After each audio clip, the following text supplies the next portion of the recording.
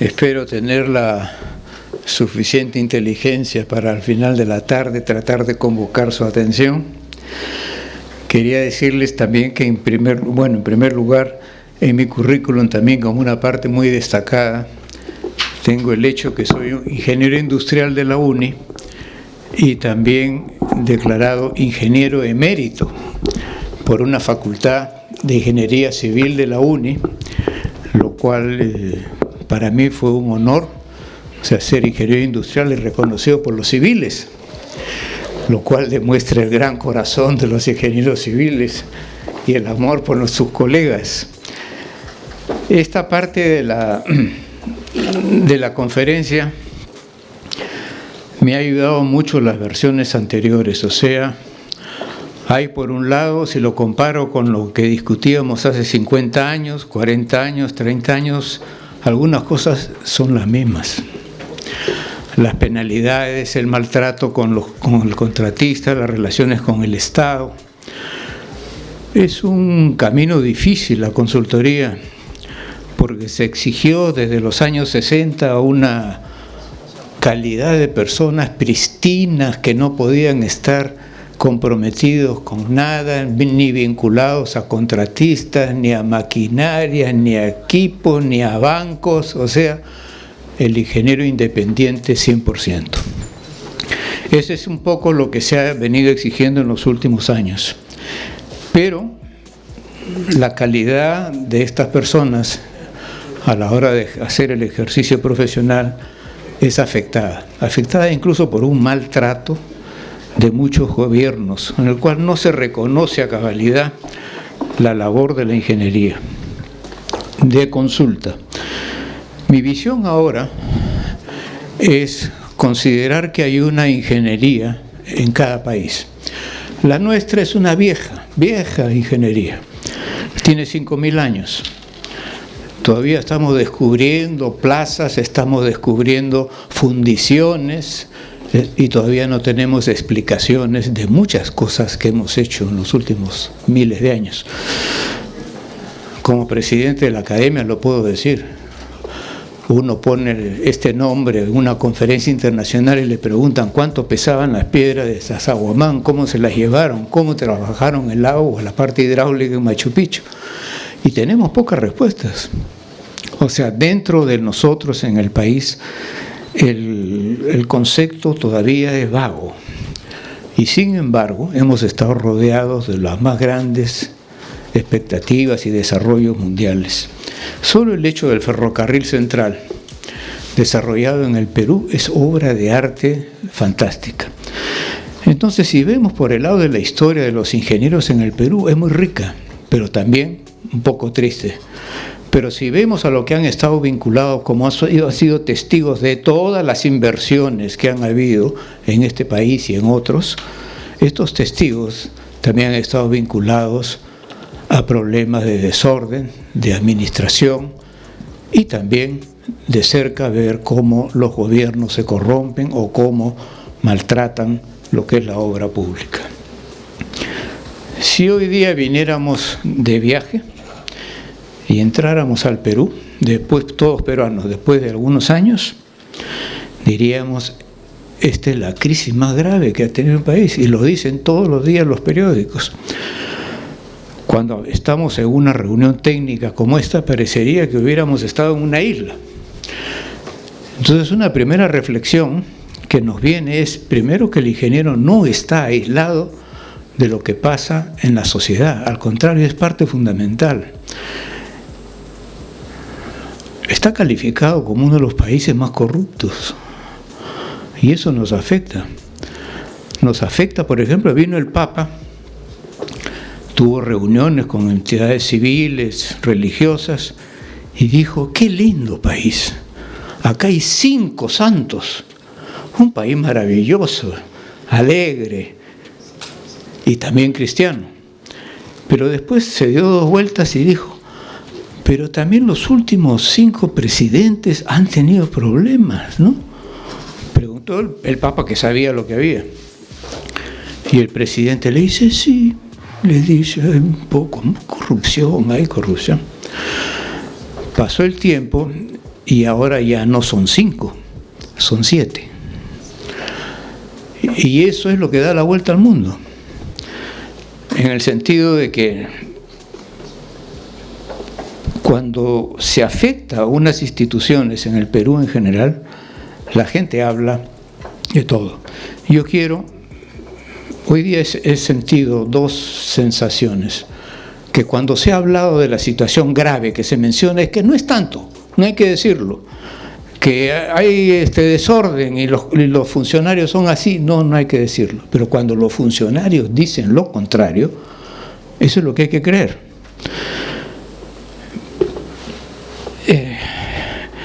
En un congreso normalmente se debate todos los puntos vinculados a la actividad nuestra, pero se debate, bueno, puede ser con calor, con todo, pero es nuestra propia existencia, porque una primera pregunta que podría hacer, me acuerdo de mi conversación con el ingeniero Tapia, ¿puede sobrevivir la consultoría que nosotros quisiéramos para los próximos años?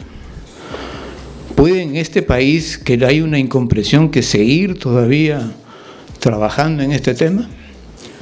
Y ya nos venimos haciendo esta pregunta hace muchos años, o sea, se ha convertido en una labor muy sacrificada, muy difícil, y tiene que ser hablada con toda claridad.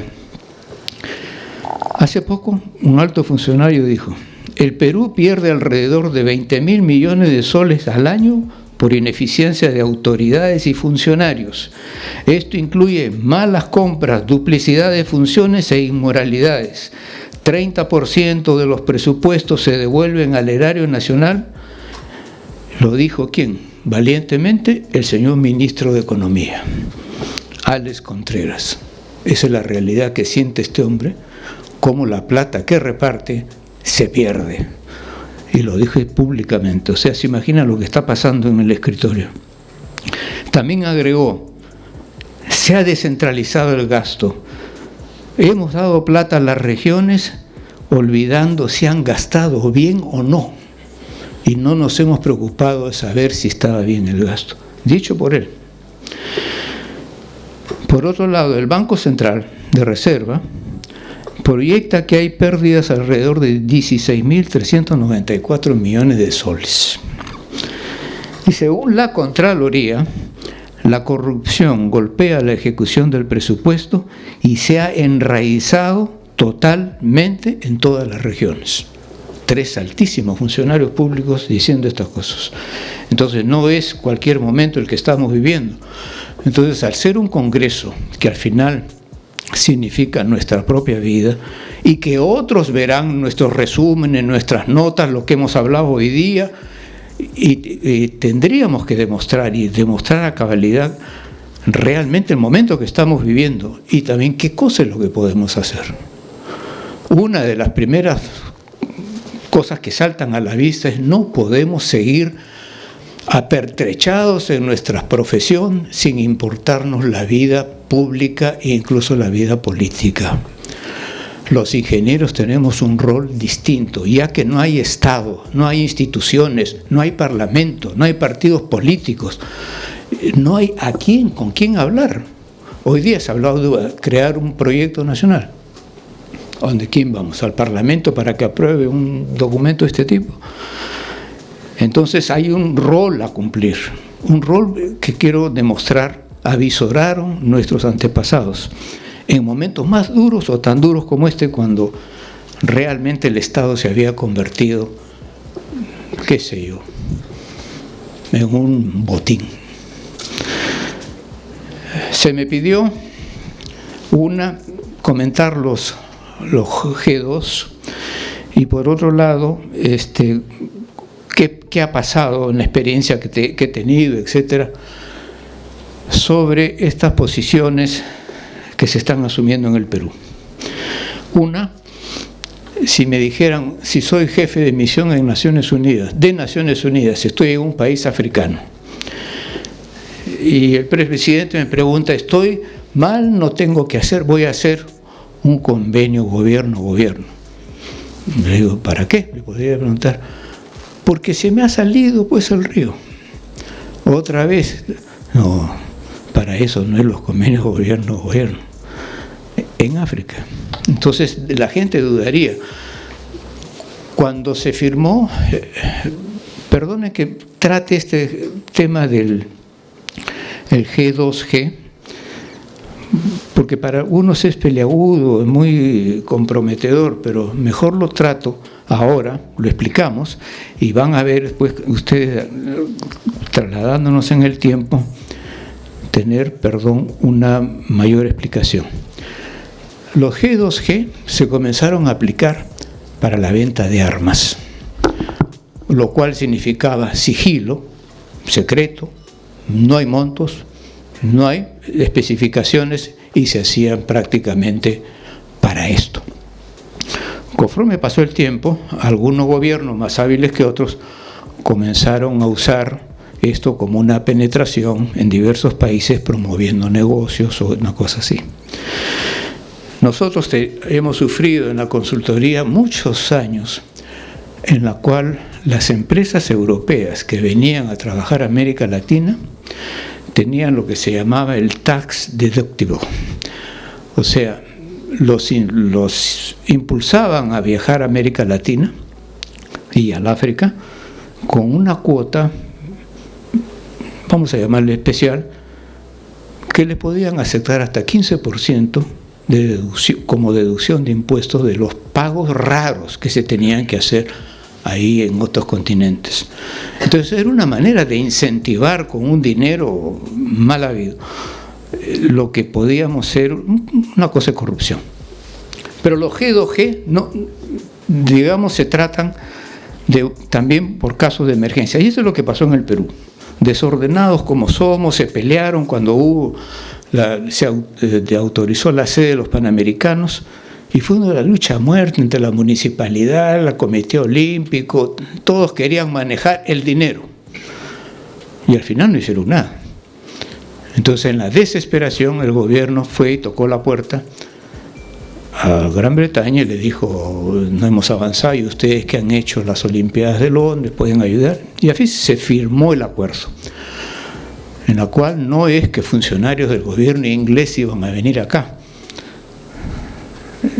El gobierno inglés seleccionó una compañía como las nuestras para que maneje esta gerencia. Y lo primero que dijo: lo hacemos, pero no tenemos ninguna responsabilidad por todas nuestras decisiones. Y el gobierno tuvo que firmar que se les eximía de toda responsabilidad. Y así pasó este caso de los Panamericanos. Se hizo bien. Yo no he visto cuentas claras, no sé cuánto se pagó, pero algún día se verá. Pero cuando ya todo había terminado, el gobierno le dice: pero tenemos otro problema con la reconstrucción de la zona norte después del fenómeno del Niño Costero. Y tenemos que gastar 21.000 millones de soles y queremos que ustedes nos ayuden a esto. Dijeron: nosotros no podemos participar en eso, ya hemos cumplido y además ya hemos dejado cierta tecnología para que los peruanos aprendan a gerenciar sus proyectos. Cuando la embajadora se enteró que no solamente eran 1.000, sino 3.000 o 5.000 ingenieros peruanos que podían hacer eso, y empresas, se dieron cuenta que la desesperación del gobierno era que no tenía con quién hacerlo y lo entregaba. ¿Y qué es lo que dijeron? Una, no hay tiempo. Tienen que hacerlo así, volando, sin control. Dos, es una manera de evadir la ley de contrataciones del Estado, porque si no, no terminamos ni hacemos nada. Entonces se presta este gobierno a decir: bueno, ya pues como salida vamos a seguir con este asunto. Y la tercera es que no tenemos ninguna responsabilidad, para nada. Ustedes asumen todo. Y como no había forma de supervisión, acabó la Contraloría, como dijo el ingeniero Tapia en la mañana, haciendo una supervisión colateral. Ahí terminó este asunto. Entonces ya no debería emplearse. Se pidió la participación de otro contrato gobierno, como digo, para la reconstrucción, y apareció el Ministerio de Educación que le dice: tengo que hacer unas escuelas y no puedo hacer licitación. otro convenio gobierno-gobierno. Y después vino otra entidad del Estado y le dijo, yo tengo que hacer unos bosques, ¿por qué no me hacen un contrato a mí también? Y así aparecieron una serie de pedidos que muchos funcionarios acudían a esto ante la ausencia de un, vamos a llamarle, un consejo, una asesoría interna del gobierno. Cuando se ve la realidad de lo que estaba pasando en la reconstrucción, se decide retirar Gran Bretaña de este trabajo y le dice que no puede seguir, que esto no va. Y la embajadora, antes de irse, le dice al presidente del Perú, señor, ustedes tienen que resolver por ustedes mismos el problema de la corrupción, el problema de la gerencia, y aquí les estamos dejando un ejemplo, pero no queremos hacer más. Y esto es lo que es la novedad.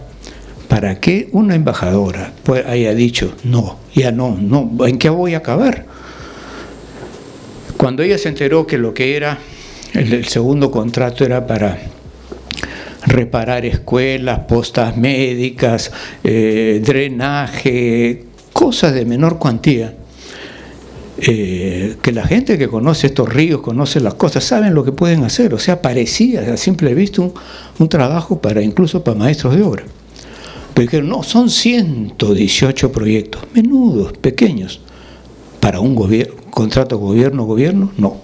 Entonces yo creo que esta conversación la podemos zanjar diciendo, sí, la propia Gran Bretaña dijo que ya no insistamos, pero ahora tenemos el otro tema de los contratos o de este convenio de la carretera central. Que eso sí merece una mayor discusión porque la fundamentación es muy rara. Así como la fundamentación de los colegios se dijo, Gran Bretaña dijo, no tenemos mucha experiencia en esto, pero nos vamos a asociar con el gobierno de Finlandia, que tiene mucha experiencia haciendo escuelas y tiene buenos arquitectos. Finlandia, un país helado, un país aislado, más experiencia que los que viven en área tropical para hacer colegios, para hacer postas médicas, ya las fundamentaciones no van. Así que ahí lo dejo, cumplo con dar una opinión sobre estos G2 que no son convenientes. Creo que Roque también lo dijo en la mañana, el ingeniero Benavides, si quieren lo firman, pero que no afecte a la ingeniería peruana, que no afecten en nada. Pero dicen, no afecta si contratamos una empresa y siempre trabajan los peruanos. Claro, y va a acabar como el caso Lavallato, que la empresa contratista subcontrató a los peruanos, así como se decía, a precios viles, pues. Cobraban 60, 80 mil dólares por mes por algún ingeniero y que después subcontrataban a un peruano por 5 mil o 4 mil. Esa explotación ha sido vil. Entonces, o hay una burla, o es verdad que eso no es verdad, valemos tan poco. Entonces, en la carretera central la cosa es distinta. Nadie sabe más que nosotros de los Andes centrales. Geólogos, ingenieros, proyectistas, tuneleros, puenteros y todo. Entonces es muy difícil que esto pueda pasar, por lo menos tenemos argumentos. Este es el momento que estamos viviendo ahora. O sea, es serio, hay un problema de baja gobernabilidad. Los economistas están al borde de declarar que estamos ya en recesión, o sea, ya empezamos a ir digamos en velocidad negativa. Y hoy día también el ingeniero Tapia ha dicho, estamos en una involución, porque en selección, contratación, estamos igual que, o peor que hace 30 años. Hay un proceso de involución, de pérdida de valores, etc. Pero esto no es novedad en el Perú. La historia de la obra pública es trágica, que no es la historia de los ingenieros, porque los ingenieros que hicieron el ferrocarril y los ferrocarriles del Perú no tenían nada que ver con los negociados del señor Meis y cómo los políticos hipotecaron todo el guano nacional en hacer ferrocarriles. Le voy a poner el ejemplo. La antigüedad de la ingeniería en el Perú está probada. Hemos aprendido de los cronistas, de la tradición, cómo se manejaron los andenes, cómo se manejaron los sistemas hidráulicos. El tema que acá los restos de ingeniería en el Perú no son monumentos sin uso, están en uso todavía, completos. Los andenes siguen trabajando, los canales, muchas cosas que se hicieron. O sea, es una ingeniería viva, antigua. Cuando viene la colonia, o digamos el proceso de conquista, lo que se encuentra es una civilización. Y ya poco a poco se dieron cuenta los que habían venido que el Inca, antes de ser Inca, los preparaban en hacer obras, recorrían el país, sabían de agua, sabían de cultivos. No les voy a decir a ustedes que saben más que yo, cómo preparaban a un estadista primero en las cosas de ingeniería. Esta gente traslada toda la tecnología y se habló, por ejemplo, hoy día de los caminos. Son 40.000 kilómetros de caminos que se hicieron, con puentes colgantes, con control de suelos y todo lo demás. Es la maravilla de la historia del Perú. Mejor que el camino romano. Pedro Cieza de León, un historiador, dijo: no hay como los caminos del Perú trazados en el más accidentado mundo como son los Andes. Esa riqueza no es recuerdo, eso la mamamos desde que estamos en la universidad, cuando los profesores hablaban de este tema. Cuando viene la colonia y este encuentro, y encuentran una civilización, vamos a llamar, que de repente estaba más adelantada que ellos en otras cosas. Esa fue la verdad de lo que se escribe poco. Entonces pasa este proceso y un ingeniero peruano, Juan Gunter, escribió sobre cómo era la ingeniería en la época de la colonia, cómo se hacían las iglesias, cómo se calculaban los techos, en fin, era un trabajo que hacían lo que se llamaba los alarifes, o sea, había una ingeniería. Y muchos de ellos se regresaban a España para ver para demostrar cómo habían trabajado el adobe, el barro, el huevo, en las mezclas, cómo no se caían en un país de terremotos. O sea, había una tecnología clara acá. Antes de la República, hasta 1776, el reino del Perú comprendía lo que es ahora muchos países que eran peruanos, o sea, los que ahora que son argentinos, uruguayos, paraguayos, chilenos, bolivianos, eran peruanos, hasta 1776. Hay un historiador, Lons, que acaba de publicar, acá tengo la partida de nacimiento de Artigas, el gran héroe uruguayo que pone, nacido en Montevideo, reino del Perú. O sea, y el centro estaba acá. Entonces, ya como centro administrativo de esto, comienzan a calcular cuánto era el Producto Bruto Interno de este país, que comprendía la gran región de los Andes. Y era, aunque usted no lo crea, más grande que Brasil. Era muy, muy importante, difícil calcularlo, se hace por medidas de alimentos y todo, pero era una potencia. Y aquí había inteligencia. 200 años antes de esto ya se había formado la primera universidad de América en Lima, la Universidad de San Marcos. O sea, teníamos cultura, teníamos civilización, teníamos técnicas. Para hacerla corta en esta exposición, cuando viene la República empiezan los problemas. ¿Quiénes se van? ¿Quiénes se quedan? Por ejemplo, le quitaron a los nobles su patrimonio y sus títulos porque empezaba la República y no iba a haber nobles. Entonces 125 peruanos perdieron su nobleza, sus propiedades. Después se empezó con el tema de la tecnología. Y te transmite a la hora de empezar, había un señor que se llamaba John Deck. Y había ido donde el virrey a tocarle la puerta y decirle: oiga, quiero que me dé permiso porque quiero hacer un ferrocarril de vapor. De Lima a Callao. Está loco, le dijo, está loco. ¿Cómo es? Bueno, el agua hierve, él pasa por unos conductos y eso produce trabajo y esa es la presión y se mueve. un periódico se enteró y dijo: este loco lo que quiere hacer es un tren con agua y hervida, o sea, rarísimo. Y dijeron: no, como hay una pendiente de Lima hasta el puerto, que bajen nomás por pendiente y después ya verán cómo lo suben. Este hombre se va. Luego viene otro que se llama Juan Gil y le dice ya a la República, le dice: señor, yo quiero hacer un ferrocarril. Dijo: ¿cómo vas a hacerlo? Le explica y le dice: vamos a ver. Ya estamos en 1823. Le aceptan el pedido, le contestan en el año 1834 y le dicen que van a poner un aviso en el periódico para ver quiénes más pueden hacer esto. Se hace lo del aviso, se hace la concesión y otra vez 8 años más, hasta que al final le dan la concesión, construyen, inauguran, funciona y era un gran negocio. Habían invertido 500.000 libras peruanas y cada año se obtenían 400.000. Movieron 6 millones de pasajeros en apenas 10 años. El éxito. Entonces los peruanos nos embarcamos en los ferrocarriles.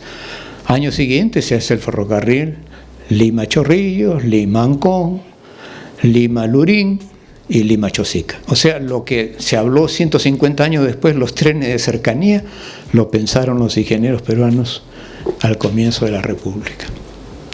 Y ahí se comienza a desarrollar los ferrocarriles.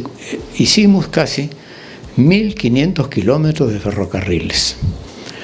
En solamente 2 sitios del mundo se había acercado gente a preparar un ferrocarril después que se inventa la máquina de vapor. Uno era en Gales.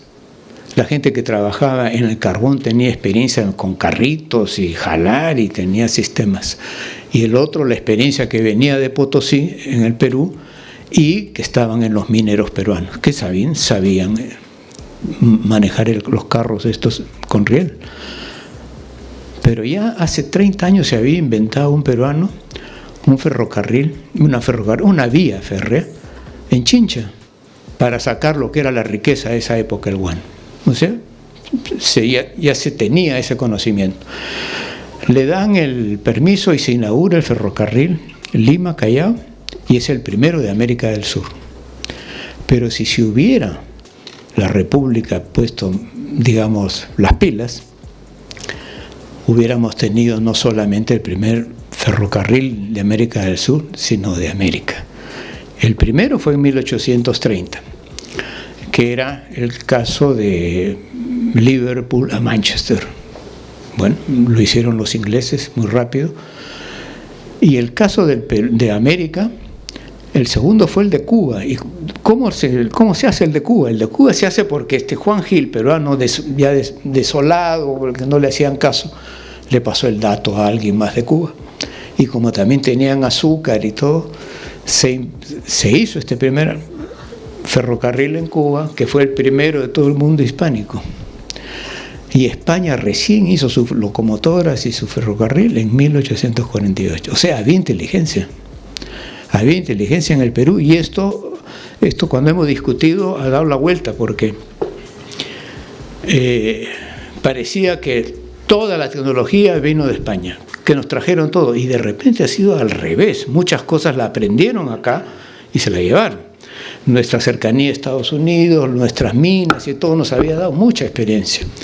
Y de ahí la riqueza de la ingeniería sigue propiciando, digamos, una serie de decisiones que lamentablemente se truncan por 2 motivos. Un endeudamiento excesivo, porque ¿cómo hacían los presidentes para financiar la obra pública? Decían: tú me das la plata y yo te voy a pagar con guano. 1.000 toneladas, 500 toneladas. Entonces comenzó a trabajarse así. Recibían la plata, el préstamo tenía intereses y lo permitían la explotación del guano. Eso fue desde la época de Castilla hasta la época de Leguía. Pero en Leguía hubo el problema que ya no se pudo pagar más. Y entonces acabaron llevándose todos los ferrocarriles y por un uso, primero por 99 años y después a perpetuidad. los tenedores de los bonos del Perú, se lo llevaron. Y así regresó otra vez la caja fiscal a cero. Tanto fue como comenzó la República. Teníamos ingenieros, teníamos todo, pero ¿en qué acabó?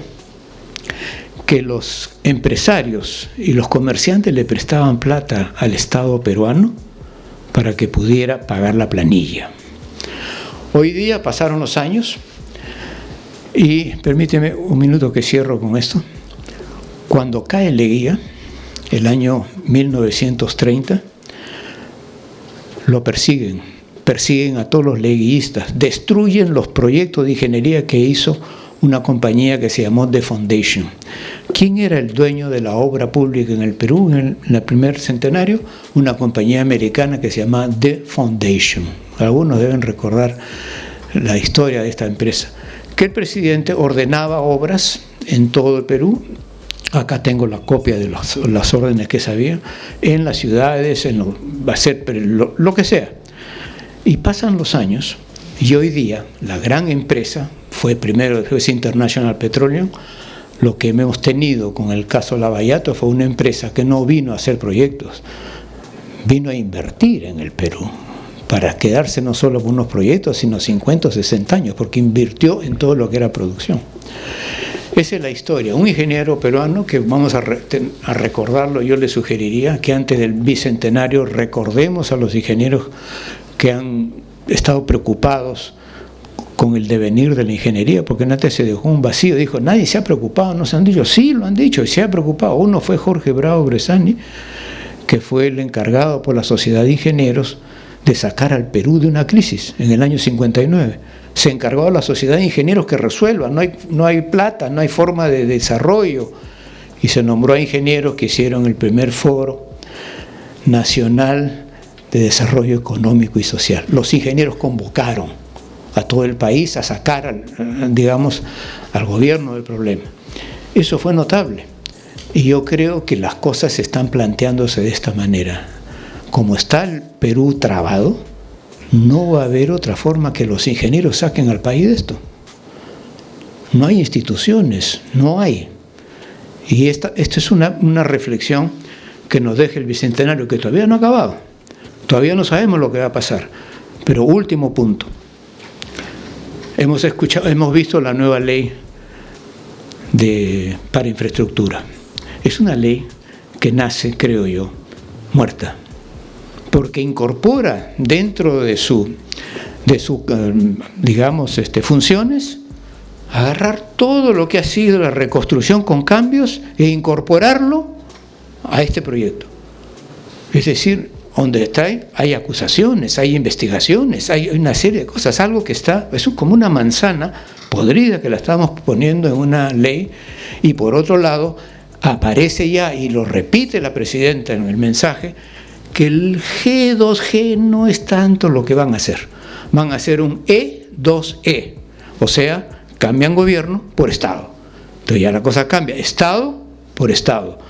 Así fue y así empezó estos convenios que se hicieron, que hizo la China con la ruta de la seda que iba a Europa. Gastaron 940.000 millones de dólares y los gobiernos se embarcaron para pagar su deuda. No la pudieron pagar y se han quedado mal. Y en América Central, y están acá también, y en Argentina. Entonces esto es, Estado es otra cosa. Es que viene el Estado, sus compañías del Estado, los intereses del Estado, los convenios son distintos. Eso yo creo que tendríamos que ponerle algún momento de reflexión ya permanente, porque podría ser muy peligroso para nosotros. Les agradezco su atención. Gracias.